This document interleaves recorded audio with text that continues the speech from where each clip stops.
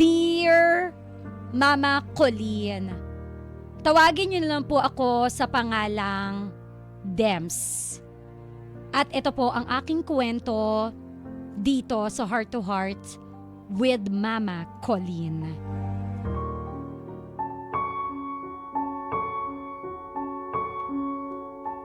Mama Colleen, ako po si Dems.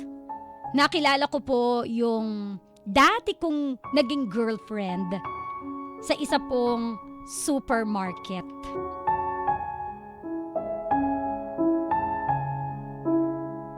Lagi pong pinagbabag ko siya palagi. Kumbaga ako yung naglalagay ng mga binibili ng mga buyer doon sa cashier at lagi po kami nag-aasaran. Sa asaran na yon, hindi ko alam na nahuhulog na pala ako sa kanya. Na may gusto na po pala ako sa kanya. At yung kagustuhan na yon na makulin, lumalim ng lumalim hanggang sa ang gusto napunta sa pagmamahal. Na in love na din po ako sa kanya. Mama Colleen, lagi po kasi kaming magkasabay umuwi at lagi kaming magkasama. Lumipas po ang isang taon, eto na yung pinakahihintay ko. Naging kami na po. Lagi kaming nagta-travel at ginagala ko po siya kung saan niya gustong umabot o kung saan niya gustong pumunta. At yung relasyon nga po naming dalawa, tumagal ng 5 taon. Nang dumating yung pandemya, doon po kami nagkalabuan. Oh, no! Kasi po, hindi na po kami masyadong nagkikita. Nalaman ko na lang sa kapatid niya na may iba na siya. Oh, no! Pero Mama Colleen, nung una hindi ako naniniwala. Hanggang sa pinakita ng kapatid ko yung FB niya na may kasama na nga po siyang iba. Nasaktan po ako noon ng sobra kasi yung 5 years na pinagsamahan namin, bigla na lang nawala, binaliwala, pinagpalit ako sa iba. Nang ganun-ganun lang. Mama Colleen, mga ilang buwan po bago ulit kami nagkita. Nag-chat po siya sa akin na kung pwede ba daw kami magkita.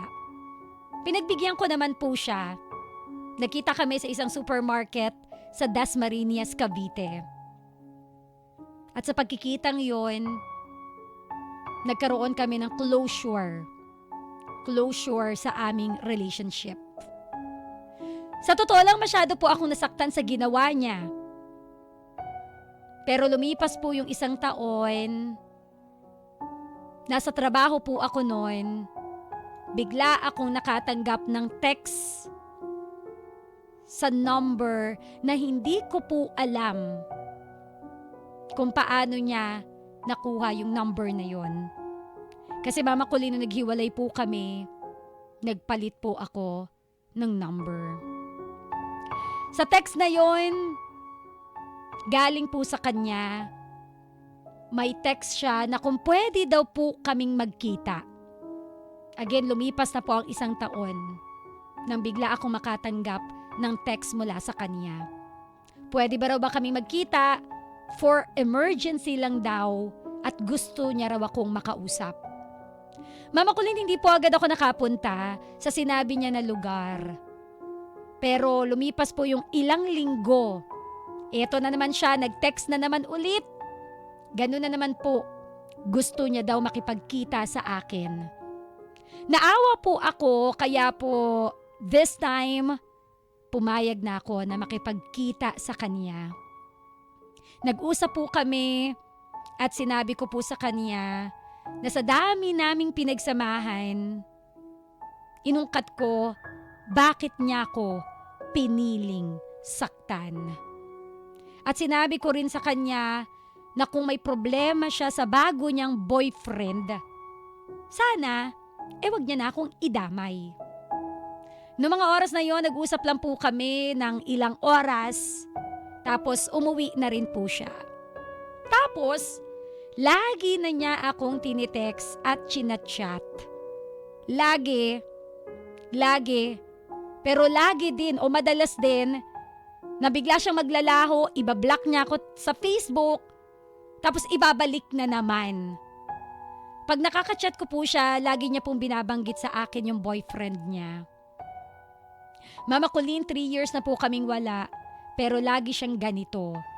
Makikipag-chat, magte-text, magchat-chat, ibablock ako, tapos biglang magchat-chat. Ngayon, Mama Colleen, ang daming tanong sa isip ko, bakit po kaya ganun siya sa akin?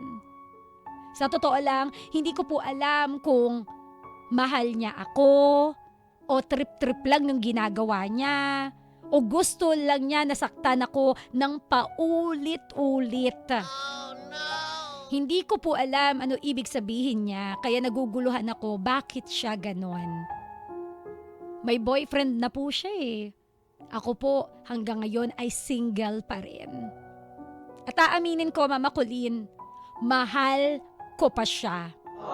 Pero parang negative na maging kami kasi parang ang hirap na po na umasa sa wala. To be honest, gusto ko po siyang balikan. Pero hindi ko po alam sa kanya kung mahal niya pa ba ako o pinaglalaruan niya lang ang damdamin ko. Mama Colleen, sana po ay mapayuhan niyo ako sa aking pinagdadaanan. Dapat pa bang umasa o dapat nang kumawala? Ito po ang aking kwento. Muli ako si Dems ng Dasmariñas, Cavite. At ito ang aking kwento dito sa Heart to Heart with Mama Colleen. Akin ka na lang, yan ang request ni Dems na awitin ngayong araw na ito sa kanyang pinagdadaanan. Klarong-klaro na hanggang ngayon talagang mahal niya pa rin po si ate girl. Klarong-klaro na kahit taken na si ate girl, handa pa rin siyang magpakatanga sa babaeng ito.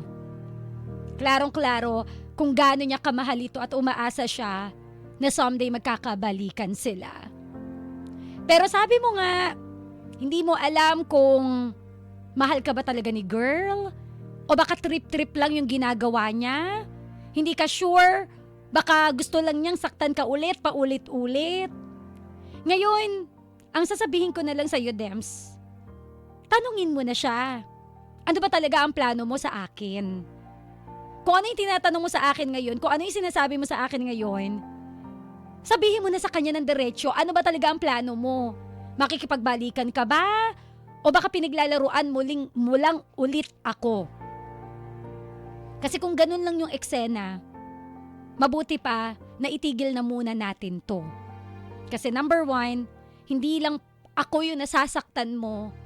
Kapag ka nalaman to ng present boyfriend mo, pwede mo rin siyang masaktan sa ginagawa mo. Kasi walang boyfriend na gusto na nakikipag-usap pa yung girlfriend nila sa ex nito. Alam mo, for me lang ha, my opinion, wag mo nang balikan yan. Bakit? Kasi nga, di ba? Noong mga panahon na okay naman kayo, nakatagpo lang siya ng someone, binaliwala niya bigla yung 5 taon na pinagsamahan ninyo, di ba? Oh no! So ang akin, wag mo na munang balikan. Lalo na ngayon na walang kaklaruhan kung talaga bang mahal ka pa ba niya. Kasi again, kung mahal ka rin talaga niya, hiwalayan niya yung present jowa niya. Lalayuan niya kung sino yung nasa piling niya ngayon at siya sa'yo pupunta. Pero kung ganyan na hindi niya nagagawang bitawan yung boyfriend niya ngayon, na ganyan na magchat-chat siya, biglang lulubog, lilitaw, ibablock ka, tapos i-chat ka na naman, clearly, baka bored lang si ate girl. At nakahanap siya ng libangan sa pagkatao mo. Eto namang ikaw masyado kang gullible. Isang chat lang niya, natataranta na. Kasi nga mahal mo pa. So yun lang. Una, step 1. Kung kaya mo siyang prangkahin, kung kaya mo siyang diretsuhin, ano ba talaga ang plano mo sa akin? Step 2, mahal mo ba ako? Pinaglalaroan mo lang ako, pinagtitripan mo lang ako. Step 3, when in doubt, stop. Kapag ka may mga doubt sa isip mo, stop. Kasi again, mahirap nga namang dumampot na naman ang bato na ipupukpok mo sa ulo mo. Ikaw lang din ang pumili na mananakit sa'yo. Oh, no. Alright? Kakaloka naman si ate girl. Hindi mapirme. Magulo ang utak. Alright, tsaka ka na pumasok sa eksena kung talagang wala na sila ng boyfriend niya. Pero hanggat nag-e-exist sa boyfriend, hanggat nandyan sa picture si boyfriend, ikaw na lang yung dumistansya. Ikaw na lang yung rumispeto sa kapwa mo lalaki. Ilagay mo yung sarili mo sa sapatos ng boyfriend niya. Na kung ikaw yung boyfriend at itong si girlfriend mo ay nakikipag-chat sa ex niya, matutuwa ka ba? Ganun na lang. Ikaw na lang yung maging gentleman kung itong babaeng ito ay hindi gentlewoman. Brad yun eh! Diba? Hindi ka balik-balik yung ganyan tao. Bigla kang pinagpalit. Nagka-pandemya lang. Hindi ka balik-balik yung ganyang klase ng tao na parang pinaglalaruan ng damdamin mo. Masyado siyang gahaman. May boyfriend ba? Gusto pa ng ex. Alright? So yun lang, Dems. At hangad ko na lahat ng mga katanungan mo masagot na ng diretsyo. Pero kung ayaw niyang sumagot ng diretsyo at ganyan pa rin ang gagawin niya, ikaw na lang ang dumistansya bilang respeto sa kapwa lalaki mo. Alright? Ka-winner!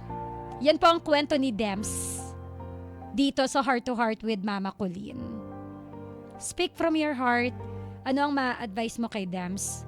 Dapat pa ba na balikan niya yung kanyang ex? Dapat pa ba na umasa siya, na mahal pa siya nito? O dapat itigil na? Once again, this is the story of Dems dito sa Heart to Heart with Mama Colleen.